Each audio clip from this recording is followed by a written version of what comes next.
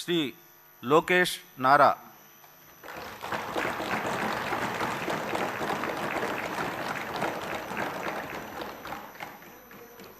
నారా లోకేష్ అనే నేను శాసనసభ సభ్యుడినైన ఎన్నిక అయినందుకు శాసనం ద్వారా నిర్మితమైన భారత రాజ్యాంగం పట్ల నిజమైన విశ్వాసం విధేయత చూపుతానని, భారతదేశ సార్వభౌమ అధికారాన్ని సమగ్రతను కాపాడుతానని, నేను స్వీకరించబోయే కర్తవ్యాలను